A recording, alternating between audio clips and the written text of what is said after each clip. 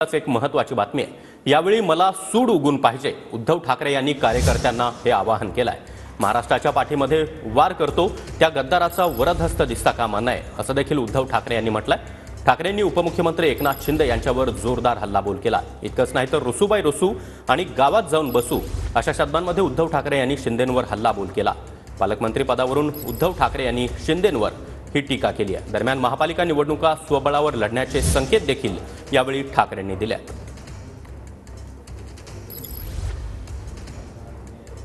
आणि या संदर्भात अधिक बोलण्यासाठी शिवसेना शिंदे गटाचे नेते रामदास कदमजी आपल्या सोबत आहेत। रामदासजी, आपलं TV9 मराठीमध्ये खूप खूप स्वागत। आपण पाहिले की काल उद्धव ठाकरे त्याचबरोबर एकनाथ शिंदे यांचा मेळावा देखील पार पडला। यामध्ये उद्धव ठाकरे यांनी शिंदे यांच्यावर जोरदार हल्लाबोल केलाय। आपण सूड उगवा असे आदेशच की मौनात असं आवाहन ठाकरे यांनी आपल्या कार्यकर्त्यांना केलंय। मला असं वाटतं आता उद्धव ठाकरे यांच्या पायाखालची वाळू घसरलेली आहे। त्यांना एका चांगल्या डॉक्टरची आवश्यकता आहे।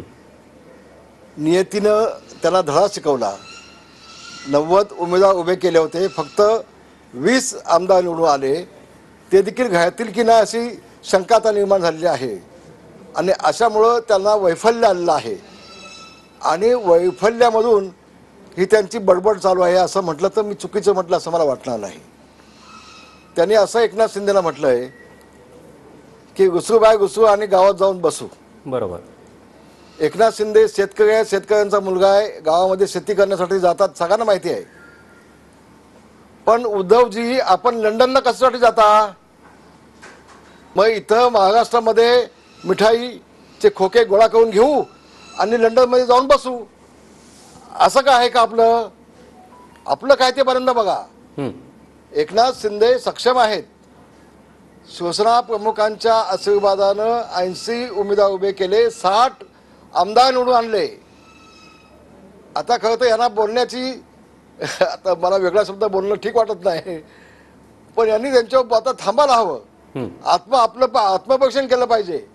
ज्या उद्धव ठाकरेंनी बाळासाहेबांशी बेमानी केली, बाळासाहेबांच्या विचाराशी बेमानी केली, मुख्यमंत्री होण्यासाठी काँग्रेस सोबत जाऊन मुख्यमंत्री झाले। मला आपण सांगा, महाराष्ट्राच्या जनतेला कल्पना आहे शिवसेना प्रमुखांनी शेवटपर्यंत कुठलंही पद घेतलं नाही। शिवसेना प्रमुख मुख्यमंत्री होऊ शकले नसते। बरोबर। लोकसभेचे अध्यक्ष मनोज जोशींना केलं, शिवसेना प्रमुख लोकसभेचे अध्यक्ष होऊ शकले नसते, झाले असते ना। बरोबर। पण त्यांनी रिमोट कंट्रोल आपल्या हातामध्ये ठेवला। उद्धव ठाकरे एवढे स्वार्थी आहेत की त्यांना मुख्यमंत्री पदावरती बसायचं होतं, त्यांना वर्षा बंगल्यावर जायची घाई होती आणि म्हणून शिवसेना फुटली। कशाला एकनाथ शिंदेला दोष देत आहे? तुमचं स्वतःचं आत्मपरीक्षण करून बघा, तुम्ही काय केलं? बाळासाहेबांच्या विचाराशी बेमानी कशी केलीत? बाळासाहेबांचं नाव घेण्याचा नैतिक अधिकार तुम्हाला आज आहे का? आणि आज एकनाथ शिंदेनी त्यांचं कर्तृत्व दाखवून दिलेलं आहे। त्यांना घुसून बसण्याची तर आवश्यकता नाही। महाराष्ट्राच्या जनतेनं आता शिक्कामोर्तब केलंय, होय एकनाथ शिंदेची शिवसेना हीच शिवसेना प्रमुखांची शिवसेना आहे। आणि म्हणून कालची आपण सभा पाहिलीत, उद्धव ठाकरेंची सभा काल पाहिलीत ना? हो हो। त्या सभेमध्ये किती खुर्च्या खाली होत्या आपण दाखवा लोकांना। आणि मग हा वेड्यासारखा काय बडबडतोय उद्धव ठाकरे हे लोकांना कळेल ना कशामुळं? समोर खुर्च्या खाली असल्यामुळं हा वाटेल ते बडबडतोय, हा अमित शहांच्या वरती बोलतोय। अरे वेड्या, एक मला सांगा, देवेंद्र फडणवीसजी मुख्यमंत्री यांनी 5 वेळा वेळ मागवली होती मातृश्रीवरती येण्यासाठी। 5 वेळा उद्धवजी मला यायचं आहे, नाही म्हणे माझे दरवाजे बंद, माझे दरवाजे तुमच्यासाठी बंद। अरे तुमचे दरवाजे बंद केलेत, माता लाचासारखा पुष्पगुच्छ घेऊन देवेंद्र फडणवीस मुख्यमंत्री झाल्यानंतर त्यांना भेटा कशासाठी गेला होतात? सगळी लाच गुंडाळलीत का? खालची गुंडाळून डोक्याला सगळं लावलं का? अरे शिवसेना प्रमुखांचे चिरंजीव आहेत, त्याची थोडीशी जनाची नाही मला जी ठेवायला पाहिजे वास्तव या माणसाने।